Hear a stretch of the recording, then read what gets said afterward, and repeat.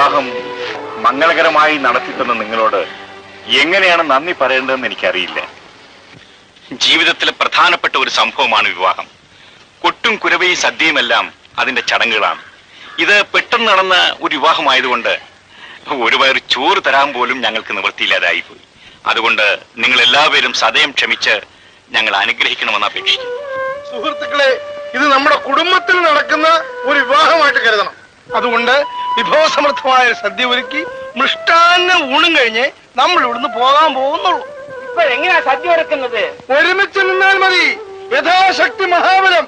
അവരവരാൽ കഴിവുള്ള സാധനങ്ങൾ ശേഖരിച്ചുകൊണ്ട് വരിക. നമുക്ക് വിഭവസമൃദ്ധമായ സദ്യ ഒരുക്കുക. പോയി.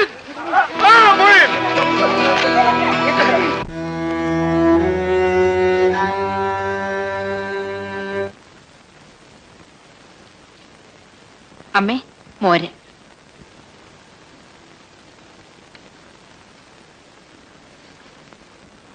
രാധേ, വരൂണ് കഴിക്കൂ. എനിക്ക് വേണ്ട. പകലാണെങ്കിലല്ലേ ആരെങ്കിലും കണ്ടാൽ കുറച്ചിലാണെന്ന് വിചാരിക്കാനുള്ളൂ. ഇപ്പൊ എല്ലാരും പിരിഞ്ഞു പോയില്ലേ? വരൂ. എനിക്ക് വേണ്ടെന്ന് പറഞ്ഞില്ലേ? എന്നെ ഊട്ടാൻ വന്നിരിക്കുന്നു. ശാന്തേ, നീ എന്തിനാ നിർബന്ധിക്കുന്നത്? വിശക്കുമ്പോ താനേ കഴിച്ചോളും. ചേട്ടനൊന്നും മിണ്ടാതിരിക്കാമോ? എടി, ഭർത്താവ് ഊണ് കഴിച്ചതിന് ശേഷം ആ എച്ചിലിലെ ഭാര്യ ഉണ്ണാവൂന്നാണ് ശാസ്ത്രം. അതല്ലേ നിന്റെ നാത്തൂൻ ഊണ് കഴിക്കാതിരിക്കുന്നത്?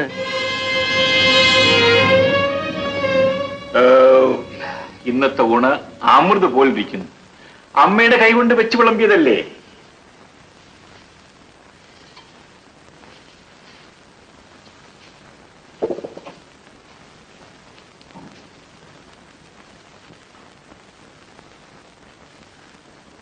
കുഞ്ഞെ, ഏതായാലും ഇങ്ങനെയൊക്കെ സംഭവിച്ചു.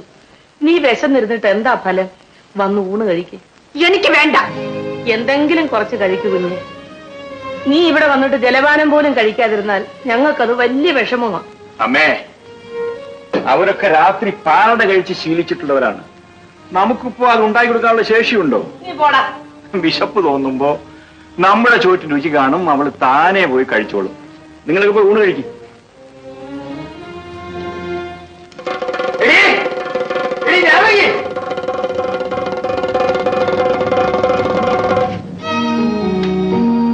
അയ്യോ, ഇതെന്താ ഇവിടെ ഇങ്ങനെ നിൽക്കുന്നത്? എന്റെ പെട്ടിയും പായം തലേണ സാധനങ്ങളും എല്ലാം ഇങ്ങോട്ട് എടുക്കും.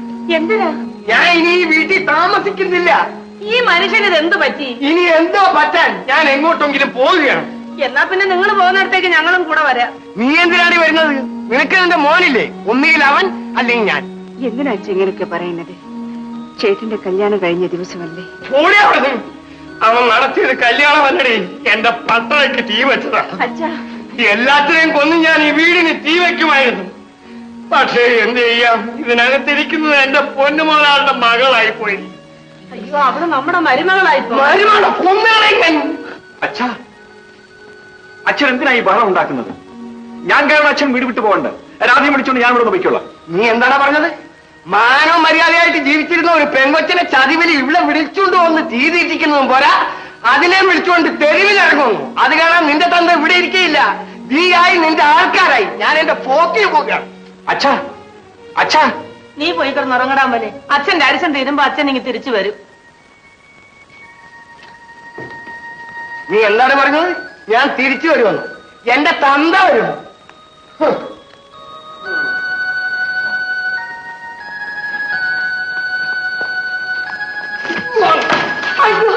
എന്റെ ഭഗവാനെ, തുടങ്ങി ഞാൻ വെച്ച് വീക്കി തരും. എന്നെ പിടിക്കണ്ട, നീ നിന്റെ മോനെ പോയി പിടി.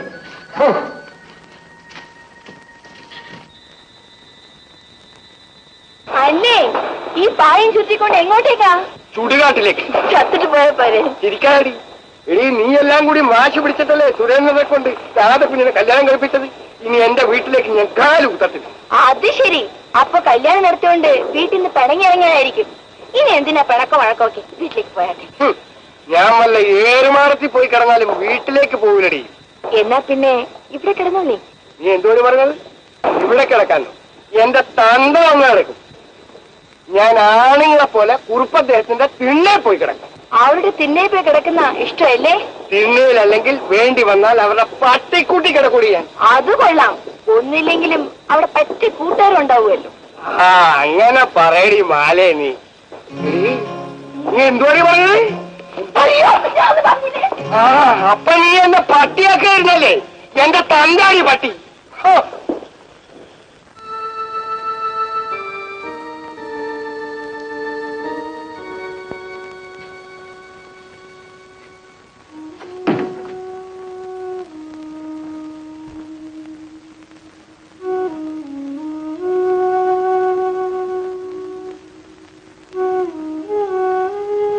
രാധേ,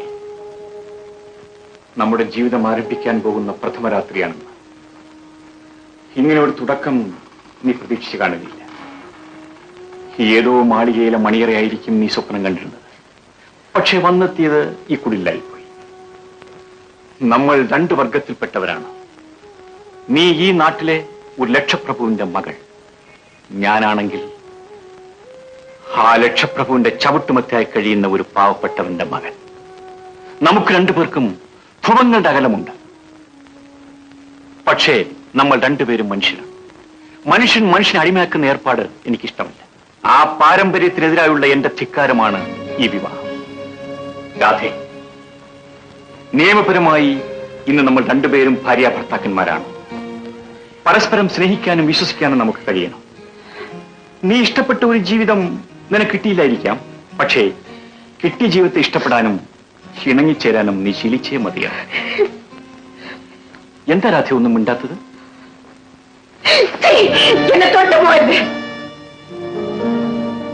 രാധേ, ഈ ജന്മം ഞാൻ നിങ്ങളെ ഭർത്താവായി അംഗീകരിക്കില്ല. നിങ്ങൾ വലിയ നീതിബോധം പ്രസംഗിച്ചല്ലോ. ഒരു പെണ്ണിനെ ബലാത്കാരമായി പിടിച്ചോണ്ട് പോയി കല്യാണം കഴിക്കുന്നത് പാപമാണെന്ന് പഠിച്ചിട്ടില്ലേ? എന്റെ അച്ഛന്റെ കാരുണ്യമില്ലെങ്കിൽ കഞ്ഞി വെക്കാൻ മാർഗമില്ലാത്ത ഈ വീട്ടിൽ നിങ്ങൾ എന്നെ കൊണ്ടുവന്നത് ഭാര്യയാക്കാനല്ല, പക വീട്ടാനാണ്. ഞങ്ങൾ സുഖമായി ജീവിക്കുന്നതിനുള്ള അസൂയ കൊണ്ടാണ്, എന്റെ അച്ഛന്റെ സ്വത്ത് കൈയടക്കാനുള്ള ദുരാഗ്രഹം കൊണ്ടാണ്. നിങ്ങൾ പൗരുഷമുള്ളവനാണെങ്കിൽ നിങ്ങളെ മനസ്സുകൊണ്ട് ഭർത്താവായി സ്വീകരിക്കാത്ത എന്നെ നിങ്ങൾ തൊട്ടുപോകരുത്. രാധേ, നീ എന്നെ ഇത്രയും പുച്ഛിച്ച് സംസാരിച്ചത് നീ ഒരു പണക്കാരന്റെ മകളായതുകൊണ്ടാണ്. നീ ഇപ്പൊ എന്റെ ഭാര്യയാണ്, എന്നെ അനുസരിക്കേണ്ടവളാണ്. നീ എന്നെ അനുസരിച്ചില്ലെങ്കിൽ അനുസരിപ്പിക്കാനുള്ള കഴിവും എനിക്കുണ്ട്. ഈ കിടപ്പറയിൽ വെച്ച് എന്റെ എല്ലാ ആഗ്രഹങ്ങളും സാധിക്കാനുള്ള കരുത്തും എനിക്കുണ്ട്. പക്ഷേ എന്റെ പെറ്റമ്മയെ സാക്ഷി നിർത്തി ഞാൻ പറയുകയാണ്, ഈ ജീവിതത്തിൽ എന്നെ നിന്റെ ഭർത്താവായി നിന്റെ മനസ്സിൽ സ്വീകരിക്കുന്നവരെ നിന്റെ ശരീരത്തിൽ ഞാൻ തൊടുകയില്ല. ഇത് സത്യം.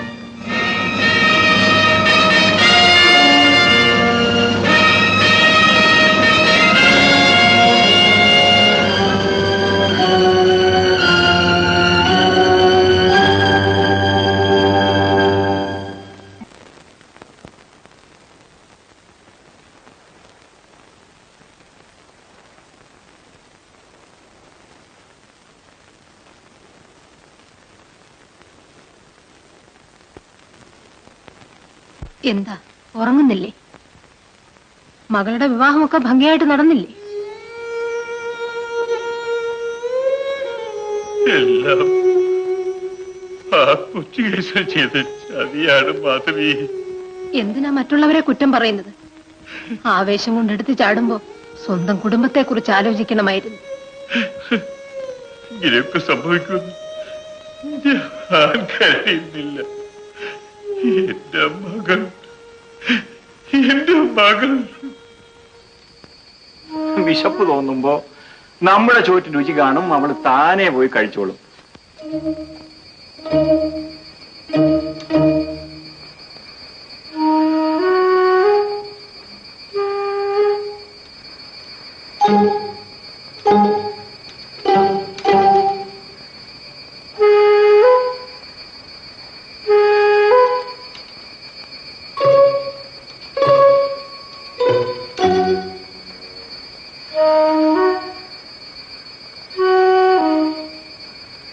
Thank you.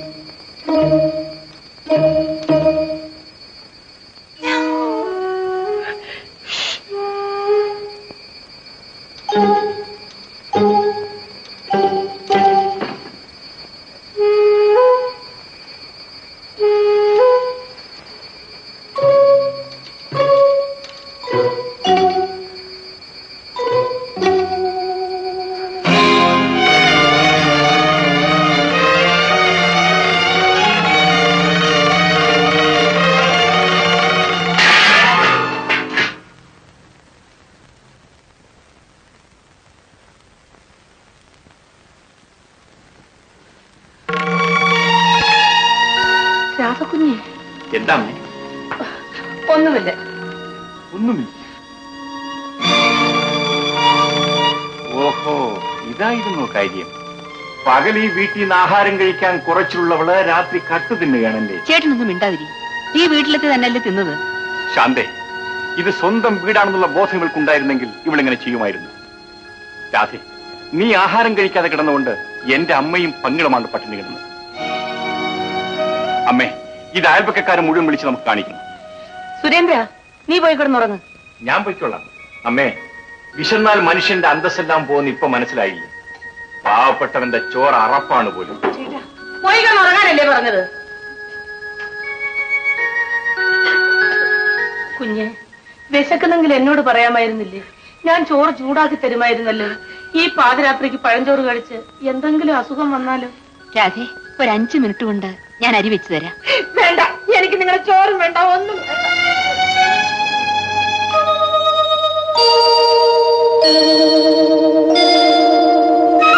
കൊച്ചുകുറുപ്പദ്ദേഹത്തിന്റെ കയ്യിൽ ആരെ കിട്ടിയാലും കുത്തുവാള എടുപ്പിക്കുമെന്ന് നാട്ടി പാട്ടായിട്ടുണ്ട്. എടാ, ആരെ കുത്തുവാള എടുപ്പിക്കണം, ആരെ കുത്തുവാള എടുപ്പിക്കണ്ടെന്ന് എനിക്കറിയാം. അയ്യോ, കൂടെ നടക്കുമ്പോ എന്നെ എടുത്തു കളയരുതേ. വേണ്ടി വന്നാൽ തന്നെ ഞാൻ എടുക്കും. ബാബു, നാട് വിട്ടുപോകണോ? നാട് വിട്ടുപോകും. ആര്? അല്ല, പെങ്ങൾക്ക് ഈ ഗതി വന്നതുകൊണ്ട് ആങ്ങളെ നാട് വിട്ടുപോകണോ എന്ന് ചോദിക്കേ. നാട് വിട്ടു പോകുന്ന ആരെന്ന് ഞാൻ കാണിച്ചു തരാം. അതായത് പെങ്ങളുടെ കഴുത്തിൽ മുഖം വെച്ചൊഴുവെന്ന് ശപഥം ചെയ്തിട്ടുണ്ടെന്ന് കേട്ടു. അങ്ങനെ വീഴും, അവന്റെ തന്ത വീഴും. കുഞ്ഞെന്തിനാ ഈ മീശയും വെച്ചോണ്ട് നടക്കുന്നത്? ഇതോ വാച്ചനായരെ, ഇത് ഒട്ടുമീശയൊന്നും അല്ല. എന്റെ പെങ്ങളുടെ ജീവിതം നശിപ്പിച്ചില്ലേ തെണ്ടി. അവന് വലിയൊരു പെങ്ങള്. ഇങ്ങോട്ട് തന്ന അതേ നാണയം തന്നെ ഞാൻ തിരിച്ചു കൊടുക്കും. താ നോക്കിക്കോ. അതാണ് വാച്ചനായരെ, ഒരു രേഷണി ഉണ്ടാക്കിയിട്ടല്ലോ. നടന്നോ?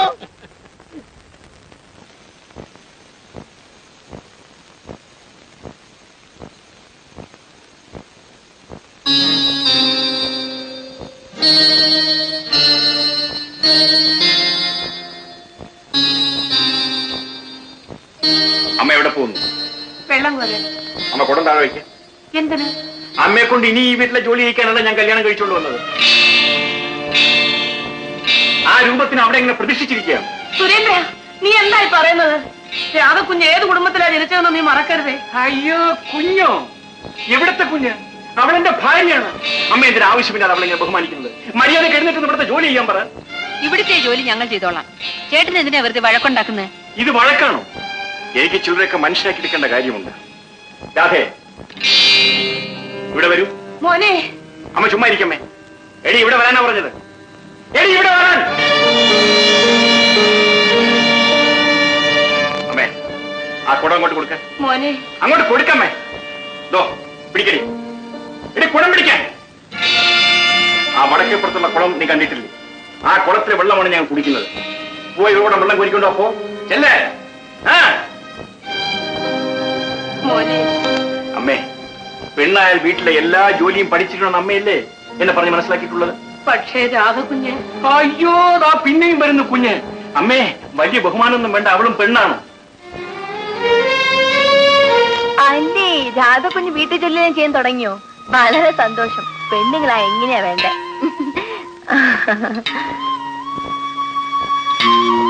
അയ്യോ, എന്റെ പൊന്നുമോളെ, നീ വെള്ളം കോരണ്ട. ആ കുടവിഞ്ഞതാ. വേണ്ട, ഞാൻ കോരിക്കോളാം. സുരേന്ദ്രൻ ഒരു പ്രത്യേക സ്വഭാവക്കാരനാ. അവൻ പറഞ്ഞതൊന്നും എന്റെ മോള് കണക്കാക്കും. വേണ്ട വേണ്ട, നിങ്ങൾ എല്ലാവരും കൂടി എന്നെ അപമാനിക്കുകയാണ്. അയ്യോ, എന്റെ പൊന്നുമോളെ, നിന്നെ ഞങ്ങൾ എന്ത് അപമാനിക്കാനാ? മോള് വീട്ടിലേക്ക് വാ. നിങ്ങളുടെ വീട്ടിലേക്കോ? എന്റെ ഞാൻ എന്റെ വീട്ടിലേക്ക് പോവാ. രാധേ, രാധേ.